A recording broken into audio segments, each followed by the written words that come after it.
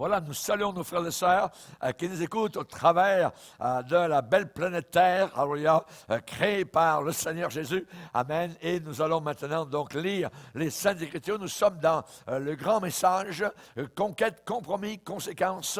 Alléluia. Et nous allons voir la deuxième partie maintenant. Si vous voulez bien, on va se tourner dans le livre des Juges. Dans le livre des Juges, et nous allons lire deux passages, un dans le livre des Juges, et nous lirons ensuite un autre dans le livre précédent, Josué.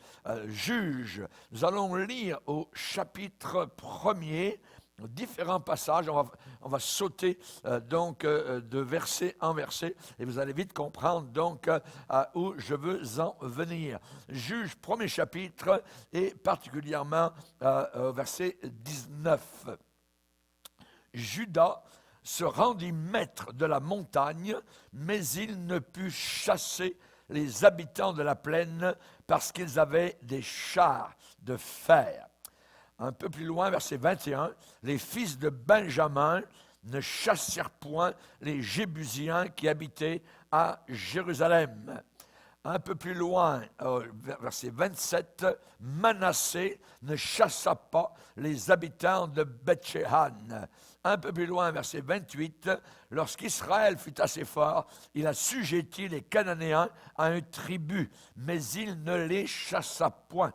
Verset 29, Éphraïm ne chassa pas les Cananéens qui habitaient à Gézer, et les Cananéens habitèrent au milieu d'Éphraïm à Gézer. Verset 30, Zabulon ne chassa point les habitants de Kitron. Verset 31, Azer ne chassa point les habitants d'Akko, ni les habitants de Sidon, ni ceux d'Aklal. Un peu plus loin, il est dit au verset 32, et les Azérites habitèrent, donc la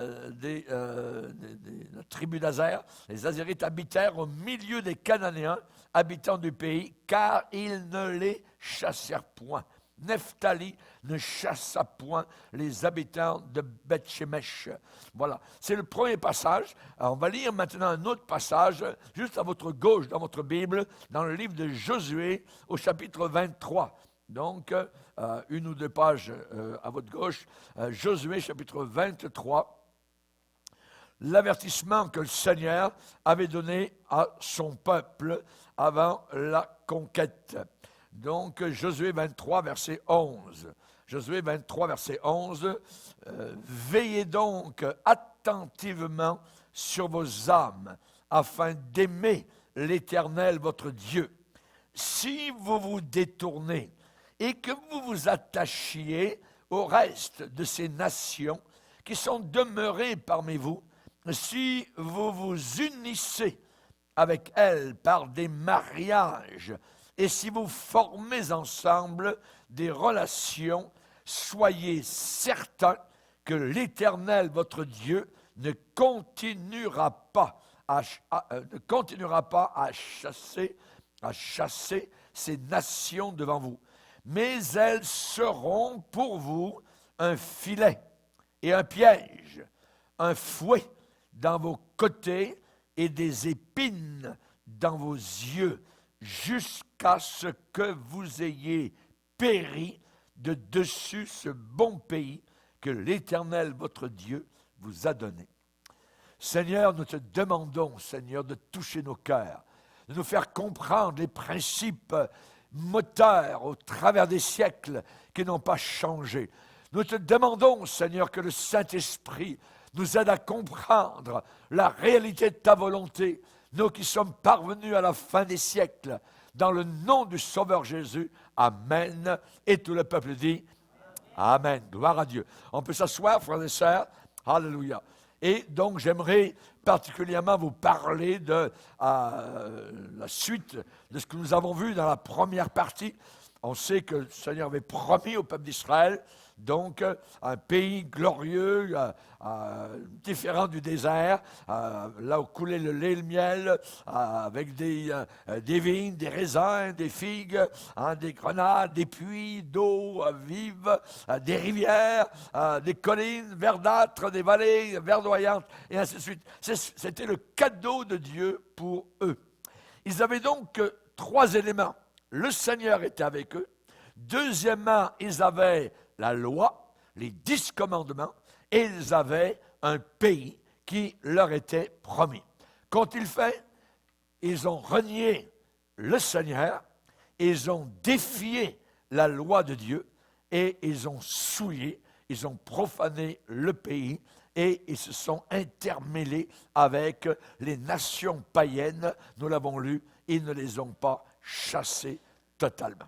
Et ils ont été imprégnés par les idées des païens, par les façons des païens, et ils ont commencé donc une régression. Et nous avons vu donc que par rapport à cela, il y a, je dirais, un modèle que nous voyons nous aussi aujourd'hui. La première génération qui arrive, elle génère, elle travaille, elle produit, elle travaille fort, elle est pionnière. La deuxième qui suit spécule, c'est-à-dire que cette génération compte sur l'acquis de la génération précédente pour réussir. La deuxième génération commence à poser des questions.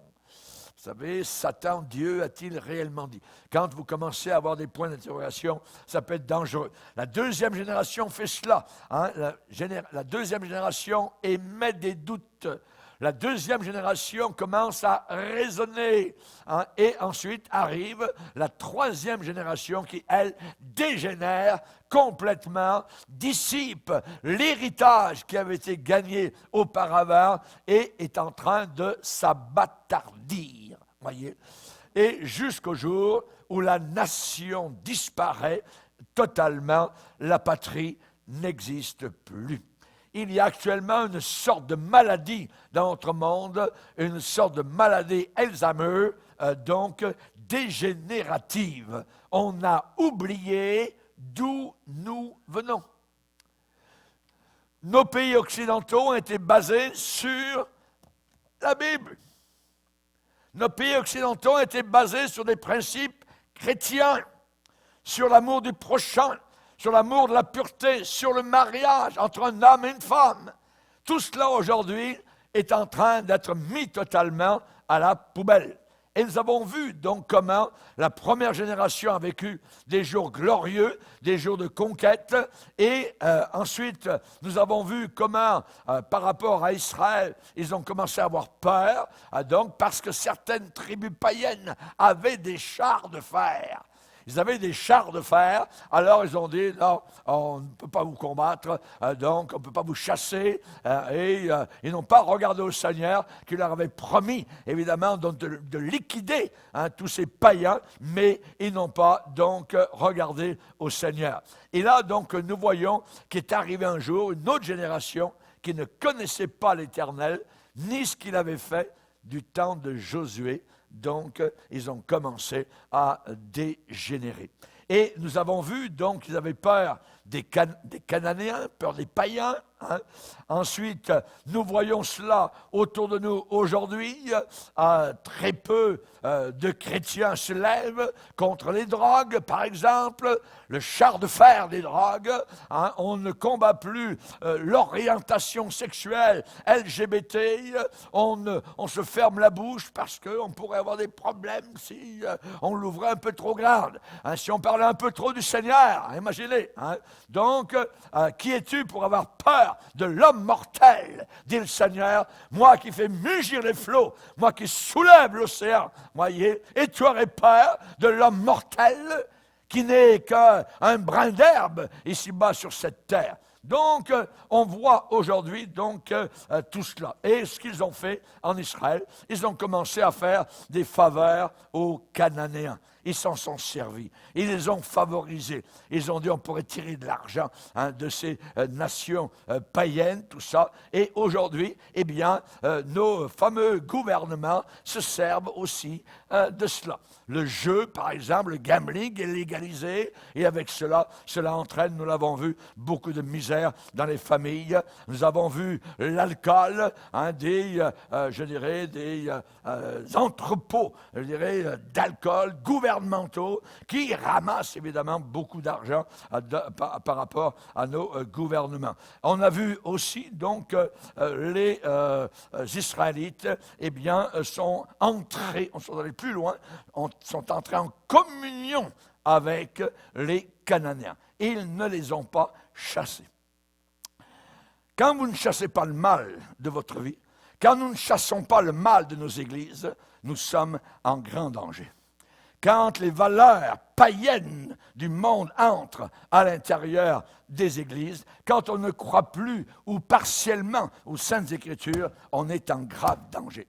Je vous ai rappelé ce matin comment George Washington, entrant en fonction, a placé sa main sur la Bible et devant tout le monde l'a embrassée.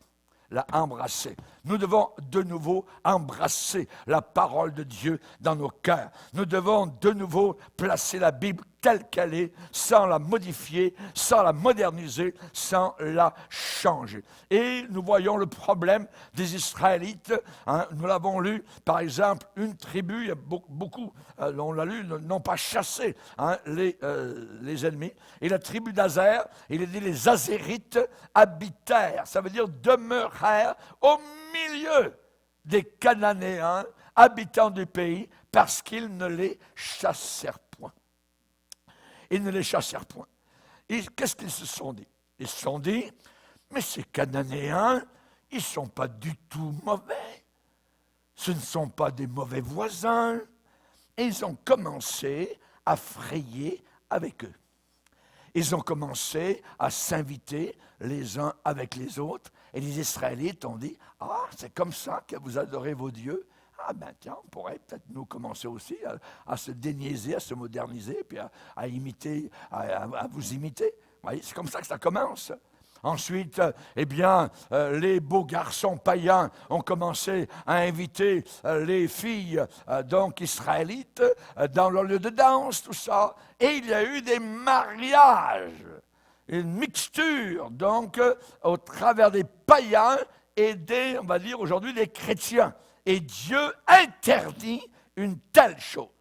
La Bible déclare, vous donc ne contracterez pas de mariage avec les Cananéens. Dieu les avait avertis. Alors évidemment, ils ont commencé à frayer avec eux, ils ont commencé à avoir une communion avec eux, et la Bible nous déclare, donc dans le psaume premier, et vous savez qu'il y en a combien? 150, et le psaume premier résume tous les autres psaumes. Et ça dit quoi? Heureux l'homme qui ne marche pas selon le conseil des méchants, qui ne s'arrête pas sur la voie des pécheurs et qui ne s'assied pas en compagnie des moqueurs, mais qui trouve son plaisir dans la loi de l'Éternel et qui la médite jour et nuit. Alléluia. Si vous allez dans Proverbes, le premier chapitre résume aussi tous les autres chapitres des Proverbes. Mon fils, si des pécheurs veulent te séduire, viens-t'en chez nous, regarde comme on est heureux, c'est beau. Vous êtes normalement heureux avec votre Dieu, l'Éternel, tout ça. Mon fils, si les pécheurs veulent te séduire, ne te laisse pas gagner. Ne te laisse pas gagner. S'ils disent, viens avec nous, ne te laisse pas gagner. Mon fils, ne te mets pas en chemin avec eux. Détourne ton pied de leur sentier. Détourne ton pied de leur sentier. Ou bien j'écoute Dieu, ou bien j'écoute pas. C'est un risque et péril. Les mauvaises compagnies corrompent les bonnes mœurs. Nous connaissons cela. Donc, ils ont vécu avec les Cananéens, au milieu des païens. Nous sommes au milieu des païens, mais nous ne voulons pas de leur manière, nous ne voulons pas de leurs habillements, nous ne voulons pas de leur façon, nous ne voulons pas de leurs avortements, nous ne voulons pas de leur LGBT, nous ne voulons pas de ces choses-là, nous voulons la parole de Dieu et nous resterons fidèles aux Saintes Écritures, nous resterons fidèles à ce livre sur lequel le premier président américain a placé sa main lorsqu'il a été intronisé. Alléluia. Gloire au Seigneur. Merci Seigneur. Particulièrement, la Bible nous dit qu'ils ont commencé, les Israélites, à apprendre leur religion, les religions païennes, hein, les pratiques païennes. Ils ont commencé à apprendre la sorte de moralité qu'ils avaient, qui était en réalité de l'immoralité. Lisez avec moi certains passages. Deutéronome 12. Deutéronome chapitre 12, verset 29. Nous avons là la description du piège d'imiter le monde. Lorsque l'Éternel, ton Dieu, verset 29, Deutéronome 12, 29, excusez-moi, 12, 29, lorsque l'Éternel, ton Dieu, aura exterminé les nations que tu vas chasser devant toi, mais on sait qu'ils ne les ont pas chassés, lorsque tu les auras chassés et que tu te seras établi dans leur pays, garde-toi de te laisser prendre au piège en les imitant, après qu'elles auront été détruites devant toi. Garde-toi de t'informer de leur Dieu et de dire comment ces nations servaient-elles leur Dieu. Moi aussi, je veux faire de même. Dieu de déclarer, tu n'agiras pas ainsi à l'égard de l'Éternel ton Dieu, car elles servaient leur Dieu en faisant toutes leurs abominations qui sont odieuses à l'Éternel. Et même, elles brûlaient au feu leurs fils et leurs filles en l'honneur de leur Dieu. On parle ici aujourd'hui d'avortement, offert sur l'autel de la sexualité. Vous observerez et vous mettrez en pratique toutes les choses que je vous ordonne. Vous n'y ajouterez rien et vous n'en retrancherez rien. Lisez un petit peu avant, chapitre 7, verset 1er. Lorsque l'Éternel, ton Dieu, t'aura fait entrer dans le pays dont tu vas prendre possession, et qu'il chassera devant toi beaucoup de nations, les Essiens, les Girgasiens, les Amoréens, les Cananéens, les Phérésiens, les Éviens, les Jébusiens, 7 nations, plus nombreuses et plus puissantes que toi. Lorsque l'Éternel, ton Dieu, te les aura livrées et que tu les auras battus, tu les dévoueras par interdit, tu ne traiteras point d'alliance avec elles. Pas d'alliance. Et tu ne leur feras point grâce. Tu ne contracteras pas de mariage avec ces peuples. Tu ne donneras pas tes filles à leurs fils. Et tu ne prendras point leurs filles pour tes fils. Car ils détourneraient de moi tes fils qui serviraient d'autres dieux. Et alors, la colère de l'Éternel s'enflammerait contre vous. Exode 34, un dernier. Exode 34, et à partir du verset 12, 34, 12. Garde-toi de faire alliance avec les habitants du pays où tu dois entrer, de peur qu'il ne soit un piège pour toi. Au contraire, vous renverserez leurs autels, vous briserez leurs statues et vous abattrez leurs idoles. Tu ne te prosterneras pas devant un autre Dieu. Et cela est écrit dans le Décalogue. Car l'Éternel porte le nom de jaloux, il est un Dieu jaloux.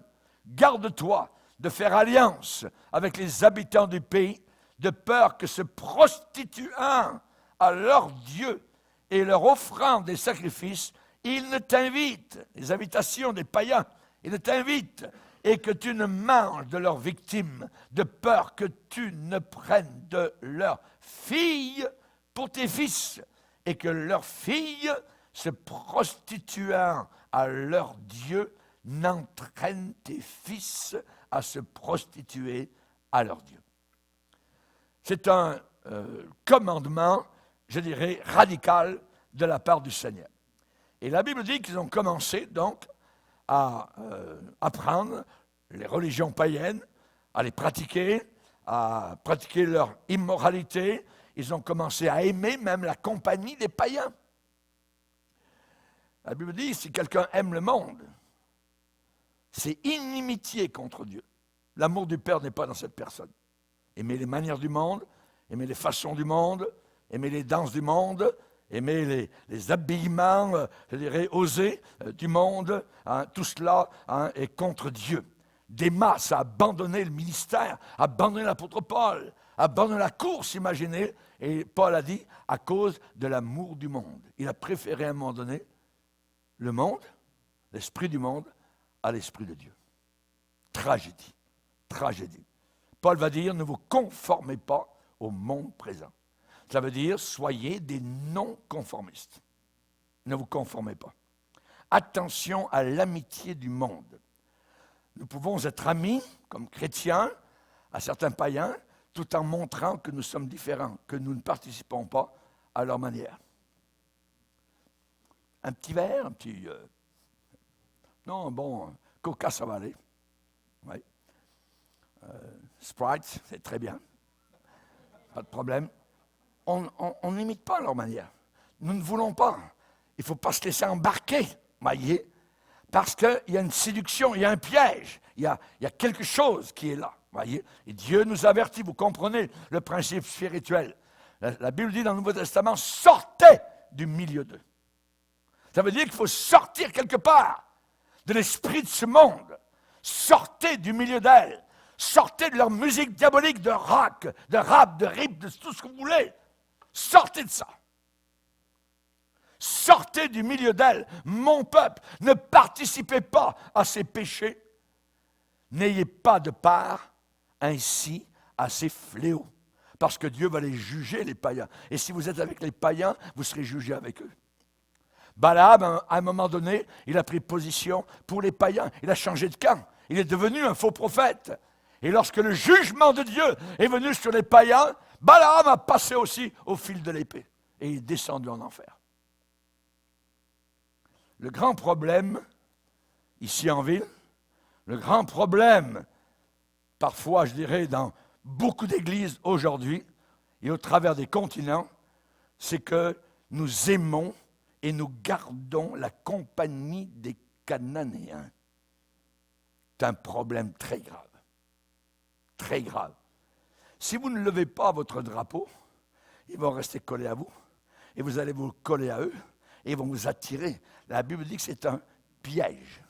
Nous allons le voir dans quelques instants, c'est plus que cela. Ça va être des épines à vos yeux. Ça fait mal, des épines dans les yeux.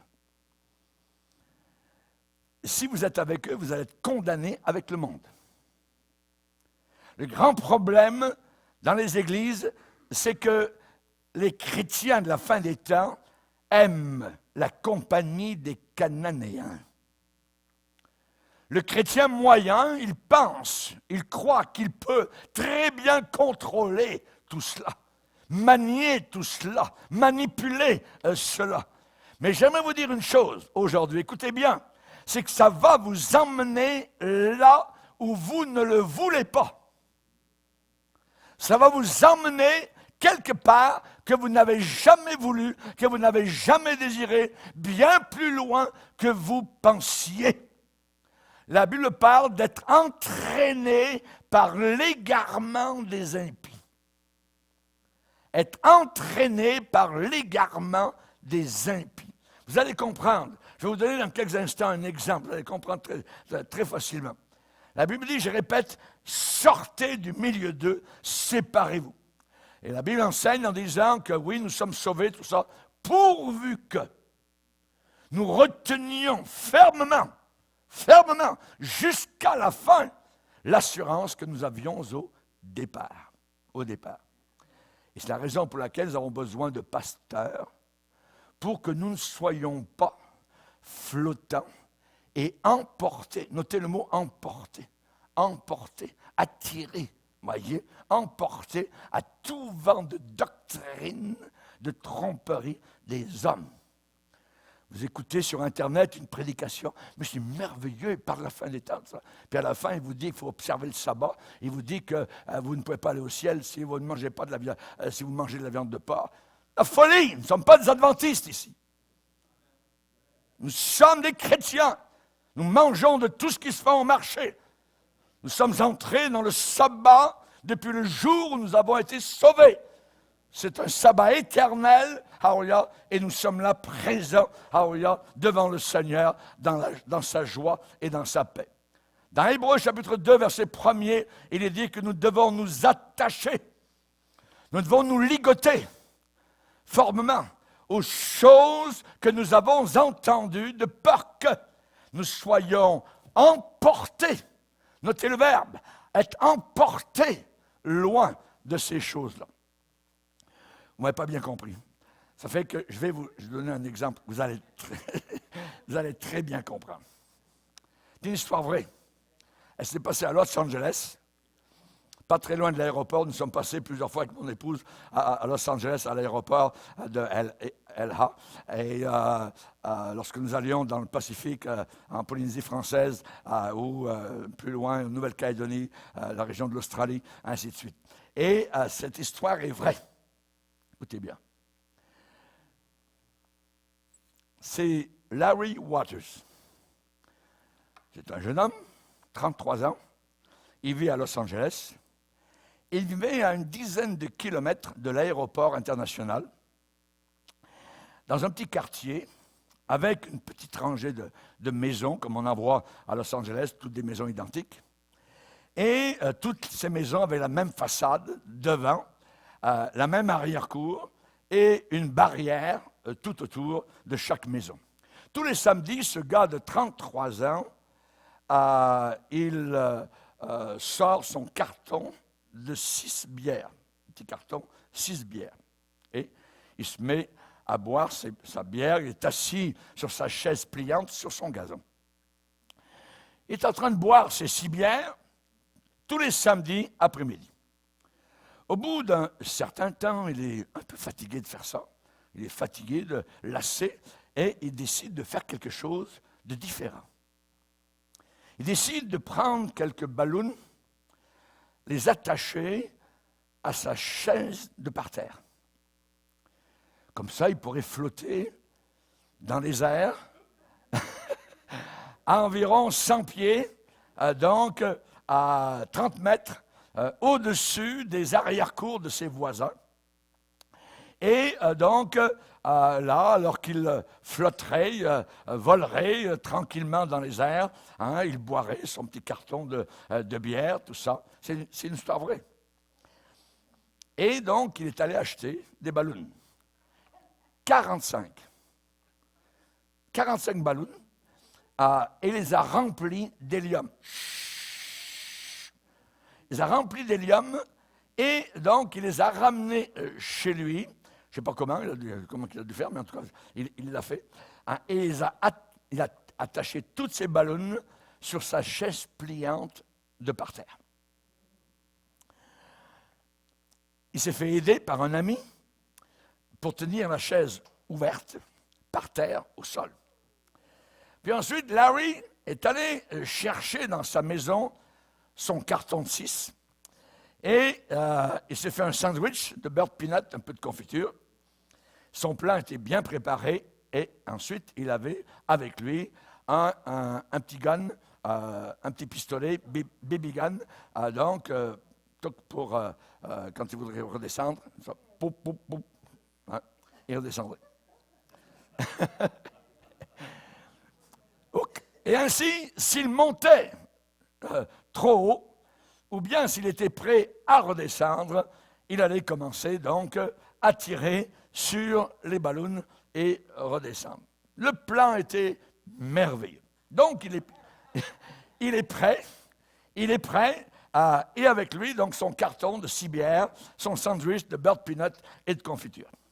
Et s'est assis confortablement dans sa chaise de parterre. Et il a dit à ses amis, « Let go !» On laisse tout aller, « Let go !» Et les amis ont laissé monter donc toute l'affaire. Ça a monté en flèche, pas à 100 pieds, à 11 000 pieds. À plus de 3 kilomètres de hauteur. Il est parti. Il est parti là-haut dans les airs. Oui. Straight up. En avant. Voyez. Et le gars, évidemment, n'a pas pu tirer sur une seule ballon parce qu'il tenait à sa vie. Et maintenant, il ne voulait plus rien tirer de quoi que ce soit, vous voyez, il ne pouvait rien faire, il était gelé, il était immobilisé. Soudain, un pilote d'un DC-10, le gros avion, vous voyez, le voit au travers du hublot. Il est à 3 km 600 dans les airs. Imaginez. Et donc, le pilote continental du DC-10 le voit et il envoie un signal radio à la tour de contrôle de l'aéroport international de Los Angeles. Un gars est là, dans une chaise de parterre, dans les airs. Pouvez-vous imaginer, lorsque le pilote a annoncé dans l'avion aux passagers du DC-10, et maintenant, messieurs et mesdames, si vous regardez sur votre droite par le hublot de l'appareil, vous verrez un homme sur une chaise de parterre. Histoire vraie. Oui. Et voilà, il était donc là-haut et il ne savait pas quoi faire. Notre homme était maintenant au-dessus de l'aéroport. Et donc, durant, je dirais, un certain temps, eh bien, tous les avions ont dû être redirigés ailleurs pour tout le trafic international donc, de l'aéroport de Los Angeles. Ils ont envoyé ensuite des hélicoptères, mais les hélicoptères n'arrivaient pas à le faire redescendre. Et Larry Waters est resté donc là-haut à 3000, donc à 3 km 600, à 11 000 pieds dans les airs pendant 4 heures. Et finalement, c'est l'hélium à l'intérieur des ballons donc, qui ont commencé à se dissiper, donc à suinter à l'extérieur. Donc, l'hélium a commencé à sortir des ballons et il a pu redescendre sur Terre. Lorsqu'il a touché le sol, toute une foule était présente.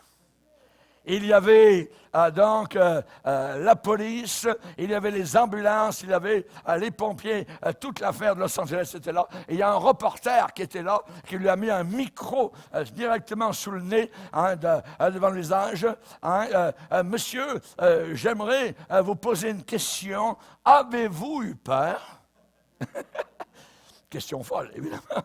Les yeux du gars, Larry, sont devenus aussi gros que des soucoupes, vous voyez. Et il a répondu, yep. Tout ce qu'il pouvait dire, c'était yep, yep, yep, yep, yep, yep. Vous voyez. Allez-vous le refaire de nouveau, une autre fois? Il a répondu, niep, niep, niep. C'est tellement comme cela pour ceux qui pensent qu'ils peuvent contrôler la situation avec les païens. On va y aller un petit peu.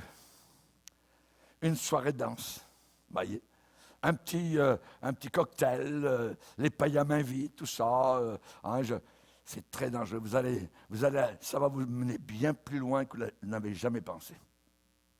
C'est dangereux. C'est dangereux. On dit, je vais faire quelque chose que mes voisins n'ont jamais fait. Ça va juste m'élever un petit peu. Je vais juste effleurer et parcourir le voisinage. Ouais, vous allez voir. Ça va vous emmener très loin. Il y a un vieux prédicateur qui a déclaré, et je cite, « Le péché va vous emmener bien plus loin que vous voulez aller, va vous garder bien plus longtemps que vous voulez rester, et va vous coûter bien plus que ce que vous pouvez payer. »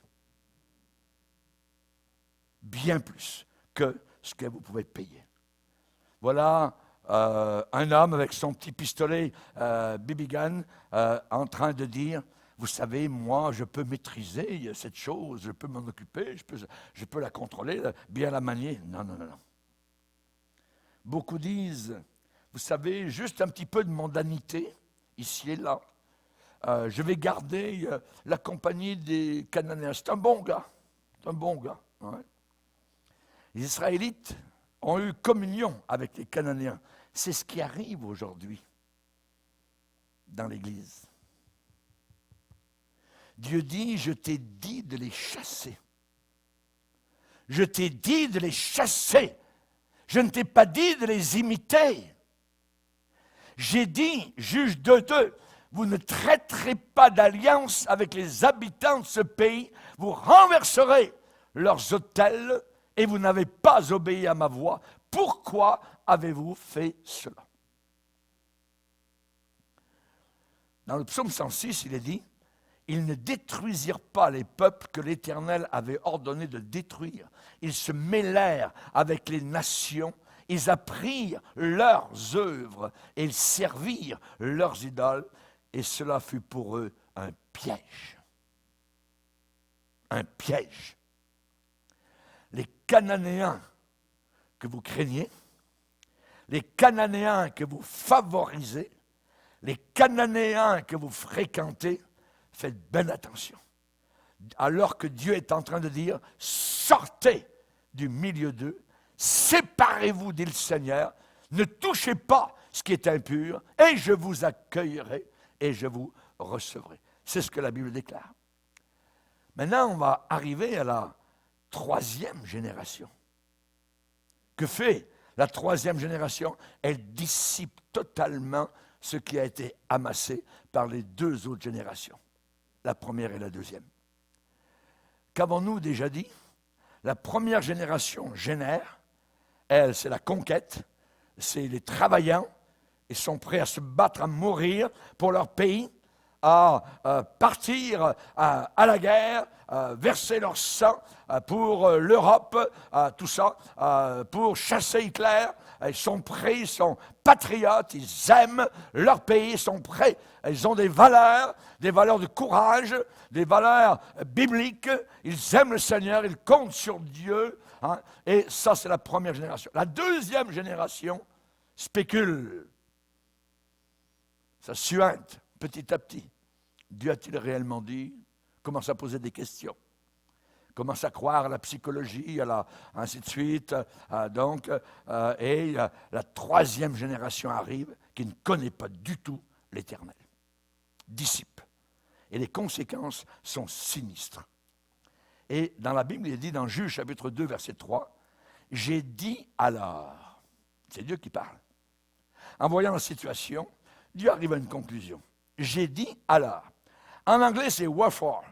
Ça veut dire c'est pourquoi Dieu dit « Je ne les chasserai pas devant vous. Je vais les laisser. Vous les aimez? Alors, vous allez rester avec eux. Je ne les chasserai pas devant vous, et ils seront à vos côtés comme des épines. Leurs dieux vous seront un piège. » Dieu avait dit, tu les chasseras, tu ne feras pas d'alliance avec eux, de peur qu'ils ne te fassent pécher contre moi. Hein? Josué 23, veillez attentivement sur vos âmes, afin d'aimer l'Éternel. Si vous vous détournez, si vous attachez au reste de ces païens, si vous vous unissez avec elles par des mariages, si vous formez ensemble des relations, soyez certains, dit Dieu. Ce n'est pas peut-être, c'est certain, vous allez être détruits. Et maintenant, nos pays occidentaux qui ont eu un départ sur la Bible, qui ont été posés sur les valeurs chrétiennes, judéo-chrétiennes, tout cela aujourd'hui, on met ça à la poubelle. Conséquence, nos pays qui, au départ, au début, au commencement, à la base, vous voyez, eh bien, avaient un socle judéo-chrétien. Maintenant, Dieu, tel qu'il l'a dit, ont des épines dans leurs côtés, dans leurs flancs, dans leurs yeux et des pièges autour de leurs pieds.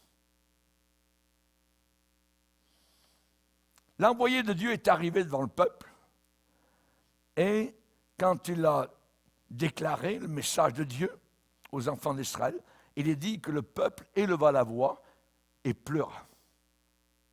Et on a appelé ce lieu Bokim, qui veut dire ceux qui pleurent.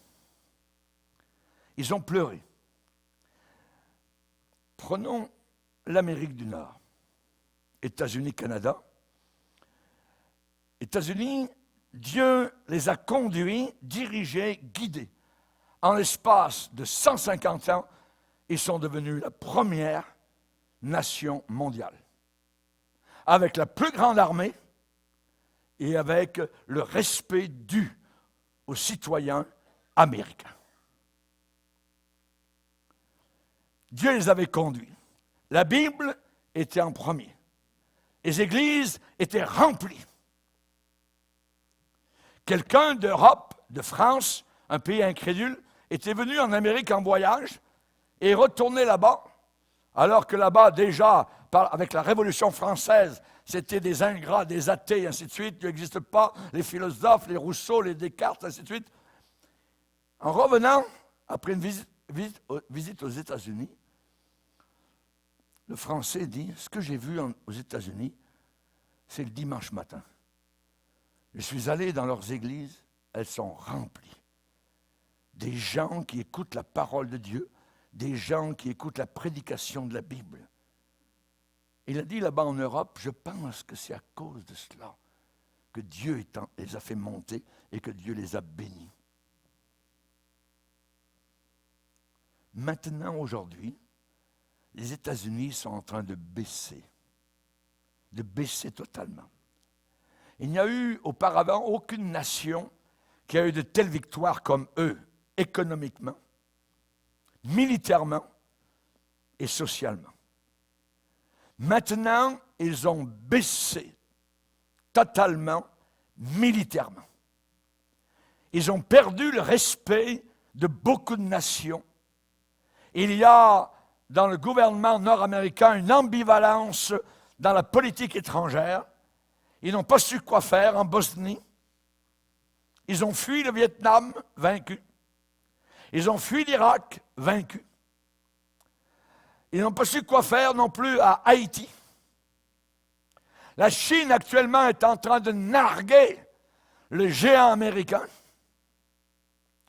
Aujourd'hui, la Corée du Nord semble faire la nique à l'Amérique. Les Palestiniens au Moyen-Orient, les Iraniens, les ayatollahs, les Russes sont en train de se moquer littéralement de l'Amérique du Nord. Comment peuvent-ils, les Américains, aider d'autres peuples avec leurs propres problèmes? Ils n'arrivent pas à résoudre les leurs chez eux. Le cri du grand aigle américain, American Eagle, gazouille comme un petit moineau aujourd'hui. Craintif. Le cri de l'immense pays de l'érable, le Canada, gazouille aussi avec un petit cri craintif. La vieille Europe est en train de courber les chines devant la Chine. Ils seront des épines. Vous voulez enlever les commandements, les 10 commandements de vos salles de cours de justice? Pas de problème. Vous voulez enlever la connaissance de Dieu biblique dans votre système scolaire? Vous voulez continuer à tuer des millions et des millions d'Américains, 50 millions actuellement, qui manquent à l'appel par l'avortement? Dieu dit, OK, allez-y. Vous allez avoir des épines dans les yeux. Vous allez avoir des pièges dans vos pieds.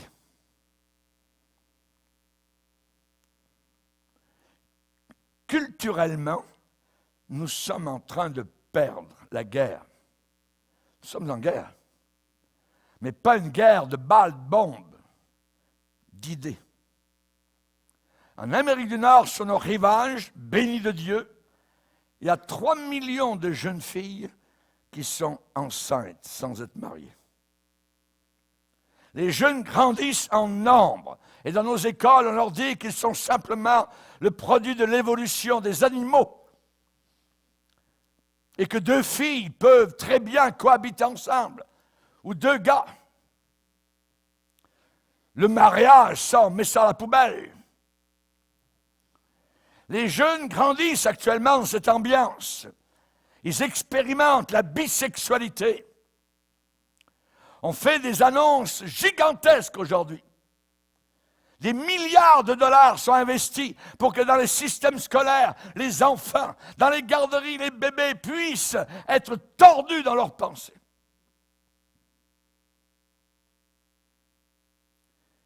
Dans les derniers 30 ans, le divorce a quintuplé pour ceux encore qui se marient. Les parades gays sont partout et nos chefs de gouvernement sont en avant pour marcher comme ils sont fiers. Devant le Dieu Tout-Puissant, ils lèvent leur petit poing qui va être brisé. Les suicides de nos jeunes ont triplé. L'an passé, en Amérique du Nord, savez-vous combien il y a eu de suicides? 50 000 personnes sont suicidées. Sont descendues en enfer. Les crimes violents ont augmenté de 600%. Dieu a dit, tu auras des épines et des pièges, ce sera ton lot. Tu veux m'oublier, tu veux me mettre de côté. Il y a plus de la moitié des naissances en Amérique du Nord qui proviennent de gens non mariés. Nos rues sont remplies de violence. Nos rues sont remplies de colère, de rage. Les prisons sont pleines. Le coût des crimes en Amérique du Nord est de 200 milliards de dollars. La facture du crime. Et la dépense qu'il y a pour juste le bien-être social est de 300 milliards par année. Pour essayer de faire quelque chose pour la pauvreté. Mais le taux de pauvreté grimpe d'année en année. 2 millions de sans-abri dans nos rues. Allez visiter la ville de Vancouver, la belle ville de Vancouver. Les trottoirs sont remplis de tentes, remplis de gens qui vivent dans la rue. C'est abominable ce qui se passe dans nos villes. Des épines, des aiguillons, tu auras des épines, des pièges. Tu veux vivre sans moi? Pas de problème. 2 millions de sans-abri dans nos rues. Des épines, des aiguillons. Il est dit dans la Bible, soyez certains que l'Éternel, votre Dieu, ne continuera pas à chasser ces nations devant vous. Elles seront pour vous un filet, un piège, un fouet dans vos côtés et des épines dans vos yeux, jusqu'à ce que vous ayez péri dans ce bon pays que Dieu vous avait donné. Les mariages pour tous, les avortements, 55 millions de Nord-Américains manquent à l'appel. 66 millions de Nord-Américains ont des maladies vénériennes. On n'en parle pas. Vous n'entendrez jamais parler sur les nouvelles. Un seul cas de sida va coûter au gouvernement entre 150 000 et 170 000 dollars par année. Un seul cas. Et malgré tout cela, on ne veut pas enseigner l'abstinence à nos enfants. Mais nous dépensons chaque année 180 millions de dollars pour leur enseigner à se servir de condoms. Allez-y, vous allez avoir des pièges, vous allez avoir toutes sortes de maladies, toutes sortes de choses qui vont vous arriver. Vous les vivez sans moi? Allez-y. Dieu les a livrés à leur passion infâme. Romains 1er chapitre. Infâme. Qu'arrive-t-il en Occident actuellement et en Amérique du Nord de façon générale? C'est que nous avons enlevé la Bible et les 10 commandements de nos écoles. Tu ne voleras pas, tu ne mentiras pas, tu honoreras ton père et ta mère, et ainsi de suite. Et la Bible dit qu'il s'éleva une autre génération qui ne connaissait pas l'Éternel. Qui ne connaissait pas l'Éternel. Si la Bible est un livre de haine, et ici au Canada, la Bible est inscrite dans la Constitution, il est dans un tiroir, ça a été voté, il y a cela des années, que la Bible est un livre haineux. Si la Bible est un livre si mauvais, pourquoi est-elle devenue soudainement si mauvaise? lorsque George Washington a posé sa main sur la Bible et l'a embrassée lorsqu'il est entré et devenu le premier président américain, c'était un fou.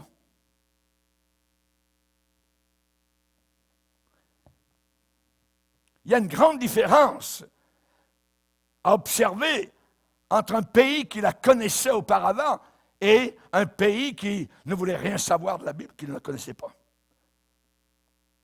C'est la raison pour laquelle nous avons envoyé de nos rivages nord-américains des centaines, des milliers de missionnaires dans d'autres pays. Savez-vous ce qu'ils ont dit? Quand ils ont placé les 10 commandements sur les murs de nos écoles, et puis ensuite les ont enlevés, ils ont dit, ça pourrait faire du mal dans la lecture de nos enfants. Ça pourrait faire du mal. Les enfants, en lisant les 10 commandements, ça pourrait leur faire du mal lorsqu'ils liraient cela. Ça pourrait leur être nuisible, pernicieux, malfaisant, les offenser. Mais une dame qui travaille dans une garderie me disait ce matin, je suis entouré de jeunes filles qui trafiquent avec les démons, qui disent ouvertement, nous sommes des sorcières, nous aimons les démons, nous leur parlons, nous les voyons. Dès la garderie. Nous sommes dans cette génération. Alors je vous pose une question. Imaginez que vous êtes en pleine nuit, en train de conduire dans un centre-ville de l'une de nos grandes métropoles occidentales. Vous êtes tout seul. Il est 2 heures du matin. Et vous passez au travers du centre-ville. Bon, votre voiture s'arrête soudainement. Le moteur ne part plus. Vous n'avez pas de téléphone sur vous et vous n'avez pas le téléphone dans la voiture. Vous ne pouvez pas vous asseoir là. Il faut que vous fassiez quelque chose, il faut que vous sortiez au beau milieu de l'une de ces grandes villes à 2 heures du matin. Et vous sortez, vous commencez à marcher. Soudain, devant vous, vous voyez un groupe de 8 garçons, 8 ados, venant vers vous dans votre direction. Je vais vous poser une question. Ne vous sentiriez-vous pas un peu mieux si vous saviez que ces garçons sortent d'une veillée de prière ou d'une soirée d'études bibliques? Ne vous sentiriez-vous pas mieux si vous saviez que ces jeunes garçons avaient étudié la Bible, tu ne tueras pas, tu ne voleras pas, tu ne commettras pas d'adultère, honore ton père et ta mère, et ainsi de suite. Nous, les Occidentaux, Américains, Canadiens, Français, Suisses, Européens, Allemands, Italiens, allez-y, maillez, nous sommes tellement smart, tellement intellectuels qu'il n'y a plus de place pour Dieu. Il n'y a plus de place pour Dieu. Et nous perdons la guerre. Et nous perdons aussi la guerre contre la nature. Contre la nature. Inondations, des feux, feux de forêt immenses, Colorado, Californie, en France, dans le Var, en Espagne, Portugal, en Russie, en Iran, en Algérie, tremblements de terre, tempêtes de glace, tsunamis, cyclones, tornades dévastatrices. Pasteur, est-ce que ce sont des jugements de Dieu? Non, pas dans le vrai sens. Parce que lorsque Dieu juge, il juge avec plus de précision que ça.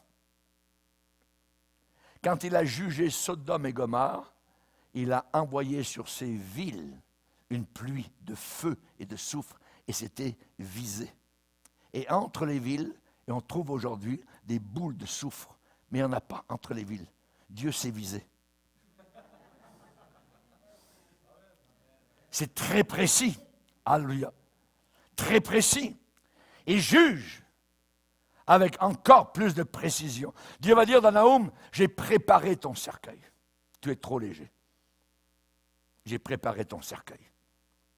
Vous connaissez l'histoire de l'extrémité de main qui a écrit compter, peser, diviser. Ils fêtaient et ils étaient à quelques instants de la destruction de Babylone. Dieu a simplement commencé de faire quoi? D'ôter sa protection. Il enlève sa protection. Et Satan est descendu vers vous, animé d'une grande colère, sachant qu'il a peu de temps. Dieu les a livrés, abandonnés à leurs passions infâmes. La nature, sans la main protectrice de Dieu, peut accomplir des choses horribles, étranges, très, très inquiétantes. Weird. La Bible dit que la nature soupire. La nature souffre les douleurs de l'enfantement. Nous souffrons aussi. Et le Saint-Esprit gémit aussi. La Bible dit, il n'y avait pas de roi en Israël, chacun faisait ce qui lui semblait bon. Et Dieu va dire, pourquoi avez-vous fait cela? Pourquoi? Vous n'aurez plus ma protection.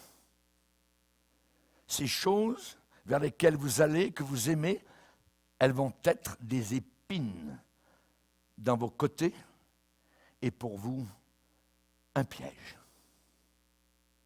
C'est là où nous en sommes. Baissons nos têtes et prions.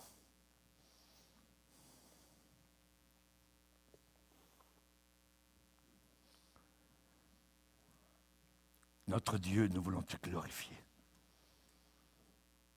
Notre Dieu, nous voulons nous humilier. Et nous voulons dire avec Daniel le prophète, nous avons péché. Nous nous sommes éloignés de toi. Nous avons aimé le monde. Nous nous sommes tournés vers le monde. Pardonne, Seigneur. Pardonne, Seigneur. Nous voulons aller vers toi. Nous voulons retourner vers toi. Nous voulons, Seigneur, nous dépouiller totalement de ce qui nous empêche de te servir. Seigneur, c'est toi que nous voulons avoir sous nos regards. Nous ne voulons pas avoir des épines dans nos yeux. Nous ne voulons pas avoir des pièges sur notre route. Nous voulons que tu marches devant nous. Tu as dit, je suis le bon berger, je marche devant le troupeau, devant mes brebis. Mes brebis entendent ma voix, la reconnaissent. Elles ne suivront pas la voix d'un étranger. Seigneur, aide-nous à revenir au bon sens, à nous dégager des pièges de Satan. Ô mon Sauveur, nous sommes à la fin des temps.